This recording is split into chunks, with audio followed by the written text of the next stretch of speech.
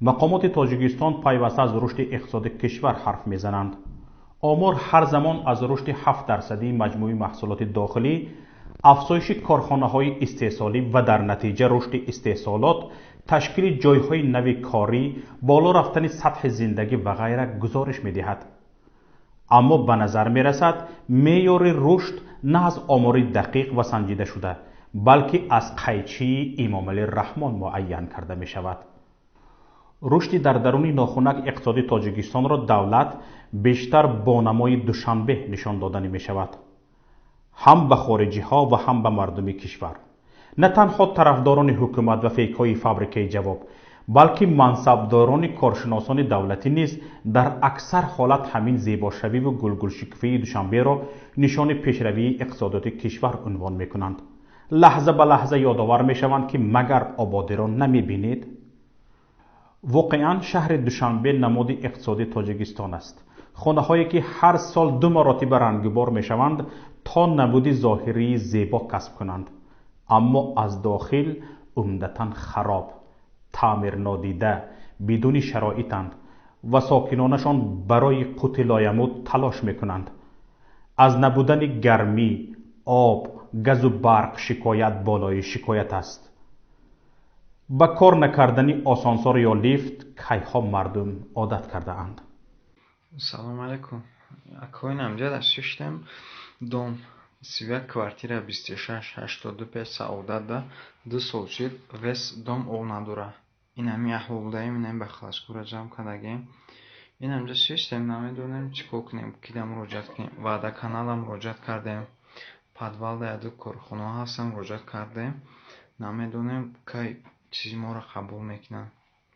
Ин ами ҷоз ёвак шудагем, ов надорем. дуруни ванна бе обидам хел зард шидаст ки бовар кунед.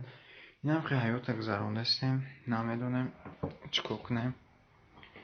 Инам хел наме кидам муроҷиат кунем, ягон кас нест ки модар дамтия. дар шом шидаст, вай шудагия мегем авқот кунем, ягон чумазам бихӯрем. нест, ҳамун вай нест. охи мегем хонангиҳо мегем ҳамун вай кунем, авқот кунем ё либос шӯем. нест ки ҳамин чизамо ов нест ки ҳамин чизамо кунем. вес дом ов надорад. боғу фаввораву парчамҳои сар ба фалак кашида ҳам нишони рушди иқтисод нестанд. тине ҳам аз онҳо фоидаи иқтисодӣ нест. илова бар ин, онҳо иҷборан аз ҳисоби корхонаҳову соҳибкорон сохта мешаванд. раис ҷумҳури тоҷикистон қайчии машҳураш ба даст солона даҳҳо корхонаҳои истеҳсолӣ ифтитоҳ мекунад. дирӯз дар маҷлиси ҳукумат ҳам гуфт ки рушди иқтисоди тоҷикистон дар нимсораи аввал 7.5% ташкил додааст ва ин нисбат ба соли гузашта бештар аст. тибқи гуфтаи раис ҷумҳур, рушди маҷмӯи маҳсулоти дохилӣ дар ин давра аз ҳисоби зиёд гардидани ҳаҷми истеҳсоли маҳсулоти саноатӣ ба андозаи 12.5% маҳсулоти кишоварзӣ, 10.8% гардиши савдо, 9.4% ва хизматрасонии пулакӣ 0.9% таъмин гардида аст.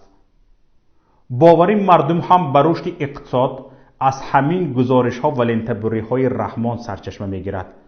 мардум мебинанд ки ҳар ҷои корхонаҳои нав ифтитоҳ мешаванд ва умедашон ба оянда, агар бинобар таҷрибаи талхаш зиёд ҳам нашуд, ҳадди ақал кам ҳам намешавад. аммо дар асл вазъият чӣ гуна аст? барои дарки воқеии вазъ шарт нест ки тамоми рақамҳои ироакардаи раис ҷумҳур тафтиш карда шаванд. ин рақамҳоро ба ӯ онҳое медиҳанд ки бояд дар наздаш аз фаъолияташон ҳисобот диҳанд ва табиист ки мекӯшанд рақамҳояшон хуб бошад. аслан ба президент Эмомалӣ Раҳмон 2 омор пешниҳод карда мешавад. як оморе ки воқеӣ дар он вазъи варшикаста шудани иқтисоди Тоҷикистон комилан нишон дода шудагӣ аст ва як оморе ки дурӯғ аст барои ҷомеаи Тоҷикистон ва ҷомеаи байналмилалӣ. доираҳои коршиносӣ ва таҳлилӣ ки бевосита таваҷҷӯҳ доранд ба иқтисоди Тоҷикистон ба онҳо пешниҳод карда мешавад. ин ба хотири он карда мешавад ки Раҳмонов намехоҳад ки нишон диҳад ки он як сиёсати нодуруст ва ғалатро пеш гирифтааст ва ноуҳдабарои худро ҳамчун як роҳбаре ки вазъи иқтисодии тоҷикистонро то ин дараҷа оварда расондааст, то ин варшикастагӣ оварда расондааст нишон диҳад. агар ки мо буҷети тоҷикистонро дар соли 2014 нигоҳ кунем, ин баробар ба 2 миллиарду بیشتر از 800 میلیون دلار را تشکیل می‌کند. ولی اگر ما امروز بودجت سال 2019 رو نگاه کنیم، این 2 میلیارد و 377 میلیون دلار را تشکیل می‌کند که این بیشتر از 20% خود بودجت پایان آمده است و من فکر نمی‌کنم که تحلیلگران تا این حد احمق باشند که با این آمارهای دروغ و آن چیزی که حکومت تاجیکستان پیشنهاد میکند باور کند. اما گاه خودی اعضای حکومت نیز ناخواسته وضع اصلی اقتصاد را بیان میکنند. بینندگان عزیز، اینجا با گزارش زراب‌الدین فیض‌الله زاده وزیر صنعت و تکنولوژی نوی تاجیکستان که امروز 30 ایول در نشست خبریش داد دقت شما را جلب میکنم. فیض‌الله زاده گفت در نیم ساله اول سال 2019 در کشور 146 کارخانه و سیخ نو به کار شروع کرده، 181 کارخانه از کار ماندند. اگر 146 کارخانه نو تأسیس 1800 نفر را به کار تامین کردند، بیش از 2000 نفر کارگری 181 کارخانه از فعالیت مانده بیکار مانده اند. از این گزارش فیض‌الله زاده دانسته می شود وقت شمار کارخانه های از کار مانده از شمار کارخانه های نو به کار درآمده بیشتر است، طبیعی است که امکان ندارد استحصال محصولات صنعتی بیشتر شود. پس درباره 12.5% زیاد گردیدن حجم استحصال محصولات صنعتی به رئیس جمهور معلومات دروغ داده اند. در ساحه کشاورزی هم وضع از ساحه صنعت بهتر نیست. تنها از آنهایی که از کشت پیاز سال گذشته مفلس شدند، صدها نفر ترک کشاورزی کرده اند. عموما کشاورزی در تاجیکستان سال تا سال ضررآورتر می شود و آمار رشد قریب 11% ساحه نیز تنها فریبی نظر است. سبب دیگری رشد مجموعی محصولات داخلی به گفته رئیس جمهور رشد قریب 10% سودا بوده است که این هم شبهه آور می نماید. در حالی که محرک اصلی سودا پول مهاجران 5.1% کمتر وارد شده است، کارخانه ها از کار مانده اند، دهقانان ترک زمین کرده اند، از کدام رشد سودا می شود حرف زد؟ یکی از مشکل درک مردم از وضع واقعی اقتصاد اگر آمار دروغ است، مشکل دیگرش اینجاست که رئیس جمهور با قیچیش تنها در افتتاح کارخانه ها شرکت می کند. اگر رئیس جمهور در بسته شدن آنها هم شرکت میکرد و همان لنته ضمن افتتاحش بریده شده را به جایش میچسباند، وضع واقعی برای مردم هم عیان میشد. نشانه دیگری وضع بد اقتصادی این است که اگر قبلا شرکت ها و صاحبکاران بیگانه به عائله رئیس جمهور مجبور به ساختن راه و پل و باغ و مکتب و باغچه میشدند، حالا به این کار وزیران و کبیران یعنی نزدیکترین افراد به عائله جلب شده اند. هر وزیر و کبیر وظیفه دار شده است که از کجای نباشد مبلغ دریافت نموده مکتب و باغچه می سازد، وگرنه کرسی را خالی می کند. چون صاحبکاران و شرکت ها تا درجه رو به مفلسی آورده اند که امکانی حتی مجبورا مبلغ گذاری کردن کارهای خیریوی را ندارند.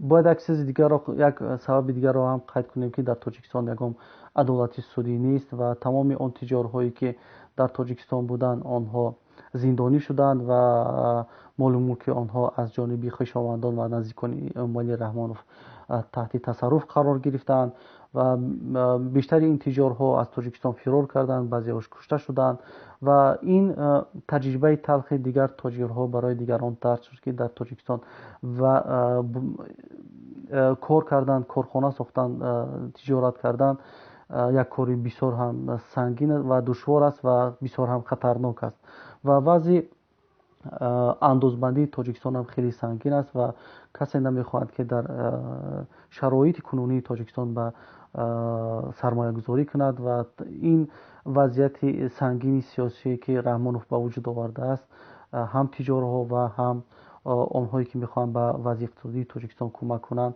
آنها را دلسرد میکند و این باعث می شود که مردم تاجیکستان دست به مهاجرت زدند و بیرون از تاجیکستان روند. اساسی ترین شرکت های تامین کننده بودجه و کارهای خیروی در چند سال اخیر شرکت های موبیلی در آستانه مفلس شوی قرار گرفتند. چندی از شرکت های موبیلی که از هوا درآمد به دست می آوردند مفلس شده اعلان کردند ترک تاجیکستان می کنند. چنین وضع را صدها کارخانه و هزارها صاحب کار دارند. مگر وضعیت امروزه کشور چنین نیست؟ اگر خواهش قبول واقعیت را داشته باشیم باید دست به از چشم مردم خاک پاشی برداشت.